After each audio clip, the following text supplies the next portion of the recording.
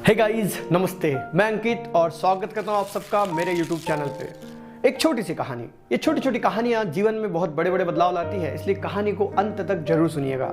ये कहानी एक गांव की है। उस गांव के सारे लोग परेशान थे क्योंकि उस गांव में बारिश नहीं हो रही थी और बारिश न होने के कारण सारे लोग चिंतित हो गए थे कि इस बार हम फसल कैसे उगाएंगे। और गांव के सारे लोग सुबह एक जगह इकट्ठे होते और बादलों को ताकते रहते कि बादल आए और बारिश करें। इस प्रकार हर दिन वो लोग जमा करते थे। उसी गांव में एक व्यक्ति रहा करता था, हरिया। जब गांव के लोग वहां जमे तो एक दिन गांव के लोगों ने यह देखा कि हरिया यहां पर नहीं आता है। तब किसी ने पूछा कि हरिया कहां है, तो वहां हरिया नहीं था। अगले दिन फिर गांव के लोग जमे और उस दिन भी हरिया नहीं था। तब गांव के कुछ लोग हरिया के घर गए और हरिया के घर जाकर पूछा उसके बेटे से कि तुम्हारे पिताजी कहाँ हैं। तो उसका बेटे ने दौड़ते हुए जवाब दिया कि पिताजी खेत में काम कर रहे हैं। ये सुनने के बाद लोग थोड़े से अचंभित हो गए। उन्हें लगा कि बारिश नहीं हो रही है और ये कहां भरी गर्मी में खेत में काम कर रहा है। और सारे लोग हरिया को देखने के लिए हरिया के खेत जा पहुंचे। जब वो लोग हरिया के खेत में पहुंचे तो उन्होंने देखा कि हरिया सचमुच वहां काम कर रहा है। और जब वो हरिया के पास गए तो उन्होंने देखा कि हरिया गड्ढा खोद रहा था। गांव के लोगों ने कहा कि तुम यहाँ काम क्यों कर रहे हो इतनी गर्मी में, जब बारिश हो ही नहीं रही है तो तुम यहाँ काम करके करोगे क्या। तो हरिया ने कहा मैं अभी गड्ढा खोद रहा हूँ। तो लोगों ने फिर कहा कि इतने बड़े बड़े यज्ञ हो रहे हैं, पूजा पाठ करवाई जा रही है, तो बारिश नहीं हो रही है, तो तुम्हारे गड्ढा खोदने के टोटके से कैसे बारिश हो जाएंगी। चलो यहाँ से गांव में बैठेंगे, हंसी मजाक से बैठे रहेंगे और बारिश का इंतजार करेंगे। लेकिन हरिया ने कहा नहीं, तुम लोग जाओ, मुझे गड्ढा खोदना है। फिर लोगों ने कहा अरे गड्ढा खोदने से थोड़ी बारिश होगी, चलो हमारे साथ। तब हरिया ने कहा नहीं, मैं ये गड्ढा खोद रहा हूं ताकि जब बारिश आए तो मेरे इस गड्ढे में पानी जमा हो सके। लोगों ने सोचा ये पगला गया है कि जब बारिश हो ही नहीं रही है तो ये गड्ढा खोदकर अपने आप को क्या साबित करना चाहता है। लोगों ने उसे समझाने की बहुत कोशिश की लेकिन हरिया नहीं माना। गांव के सारे लोग गांव वापस आ गए और हरिया अपने काम में लगा रहा।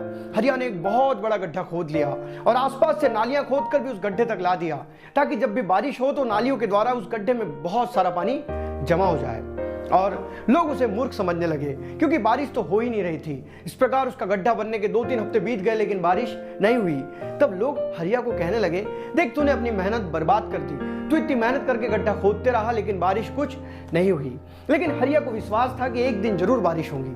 और 4-5 दिन बीते ही थे कि रात में अचानक बादल गड़गड़ाने लगे और बारिश हो गई। बारिश बहुत ज्यादा नहीं हुई लेकिन इतनी बारिश तो हो गई कि पानी जमा हो जाए। जब बारिश हो गई तो लोग खुश भी हो गए और लोग अपने खेतों में पहुंचे। खेतों में हल चलाने लायक गीलापन तो आ गया था लेकिन इतना पानी जमा नहीं हुआ था कि खेत के किसान अपनी खेती में सिंचाई कर सके। लेकिन जब हरिया अपने खेत पहुंचा तो वो देखकर खुश हो गया क्योंकि उसके द्वारा बनाया गया गड्ढा पूरे तरीके से पानी से भर चुका था। उस पूरे क्षेत्र में उस साल सिर्फ हरिया ने फसल लगाई और फसल लगाकर अच्छी खासी लहलहाती फसल भी उसके खेतों में आ पड़ी। हरिया ने कठिन परिस्थिति में भी अपने काम को जारी रखा, इसलिए उसे सफलता मिली। उसके खेत में पानी जमा हो गया। दोस्तों, हमें कहानी ये बताने का प्रयास कर रही है कि विपरीत परिस्थितियों में भी अपने काम को निरंतर करते रहना चाहिए। कई लोग ये इंतजार करते हैं कि जब परिस्थितियां अच्छी होंगी तब मैं अपने काम को करूंगा, लेकिन ऐसा नहीं है।